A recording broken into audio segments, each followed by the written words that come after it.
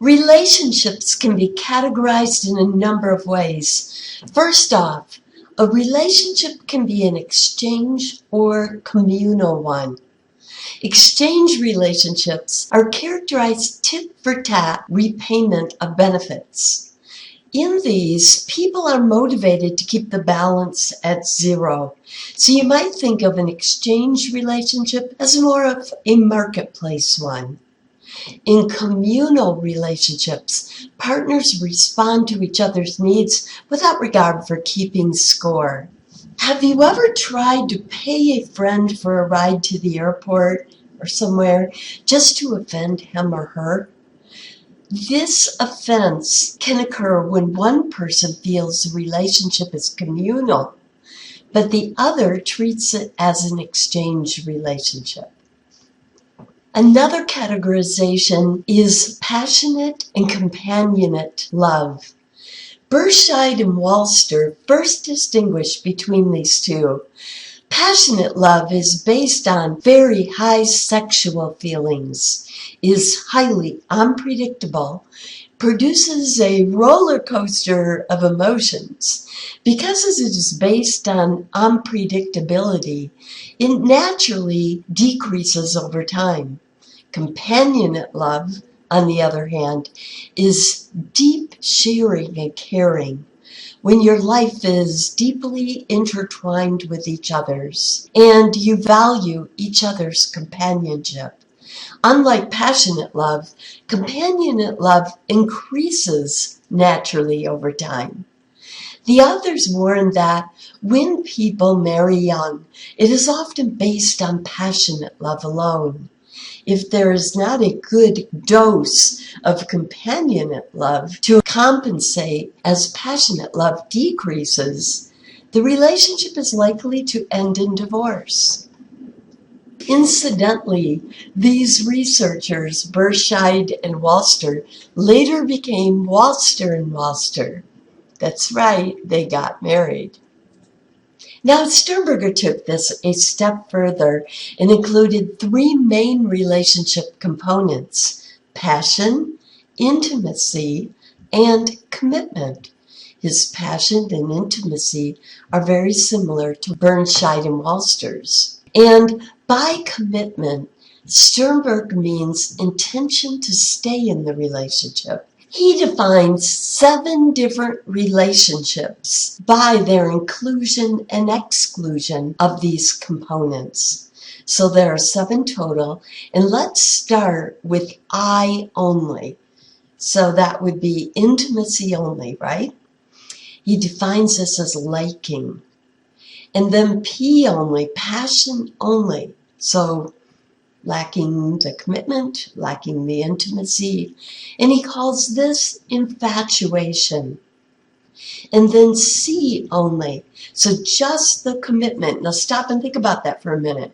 Why would people stay in a relationship if it was lacking all passion and intimacy?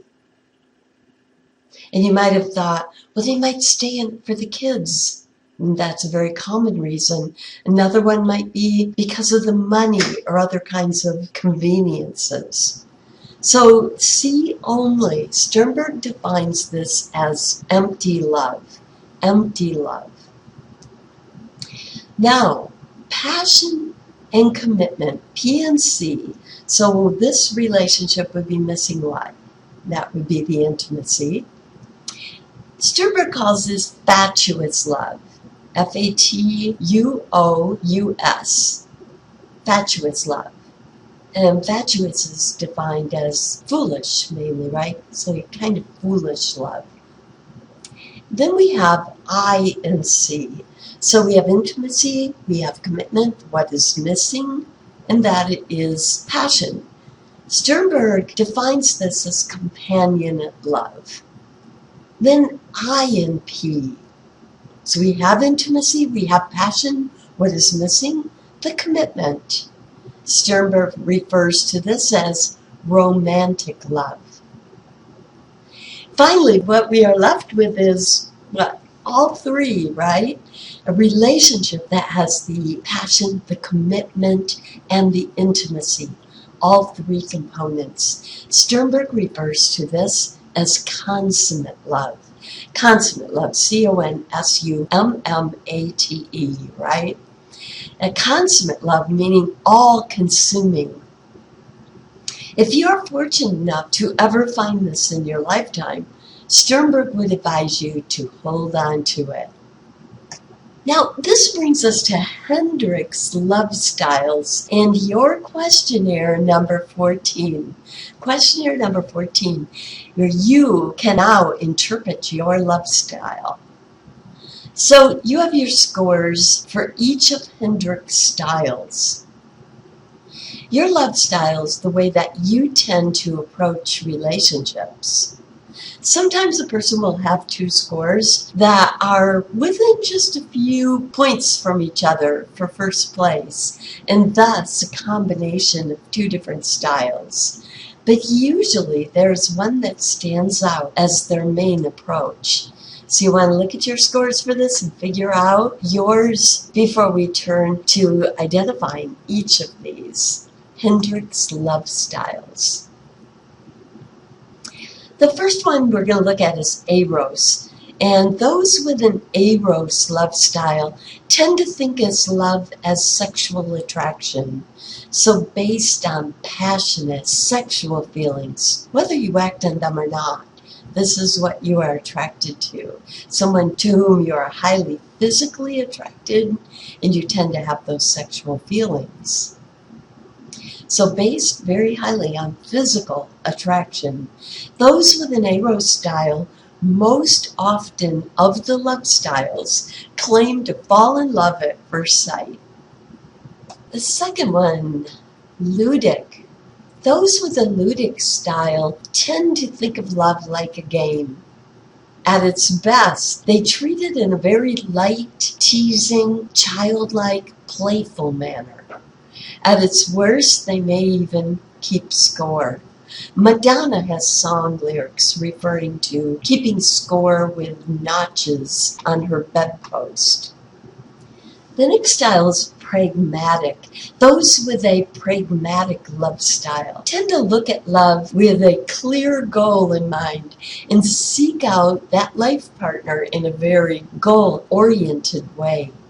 It may be to marry someone who they feel will be the best parent to their children, or someone who will help them raise their children as devoted Catholics, or they may marry for money.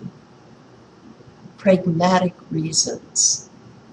Now, the Storgic love style. Those who have a Storgic love style tend to be the most comfortable developing a dating relationship from a close relationship rather than dating strangers. Individuals of either gender with this style are often uncomfortable posting on an internet dating style for this reason. Or they may explicitly post that they prefer starting out as just friends and seeing where it may develop from there. Mania. Those who have a manic love style tend to be our drama kings and queens. They thrive on drama, have a high need for drama. They tend to be attracted to relationships that provide high highs and low lows. And if that relationship mellows out over time into something more calm and predictable, they may actually create drama themselves within the relationship. Or, if they're not terribly committed, start looking outside of the relationship for one with more drama. Agape, our last style. Those with an agape style tend to approach relationships in a selfless, altruistic way. They are most comfortable nurturing their partner, tending to their partner's needs, helping to fix problems and make life easier for their partner. Someone on the altruism side of the altruism debate, like, let's say, Bateson, would say that they are highly altruistic, not just rating their partner's needs as being as important as their own, but putting them above their own. Someone on the egoism side of the debate might say these individuals have a high need to feel of value. In other words, to feel needed. You'd be surprised how most of our love styles seem to fit into one of Hendricks' 6. Much research has been done on these styles. For instance, I already told you which is the most likely to experience love at first sight. Which was that? That was Eros. Which would you guess is least likely to have this experience of love at first sight? If you guessed Storgic, you are right. Also, research has found that men are more likely to be ludic than women, and women are more likely than men to be pragmatic or storgic. But surprisingly, to many, no gender differences have been found in the tendency to approach relationships with an Eros style. Apparently, men and women are just as likely to have an Eros style.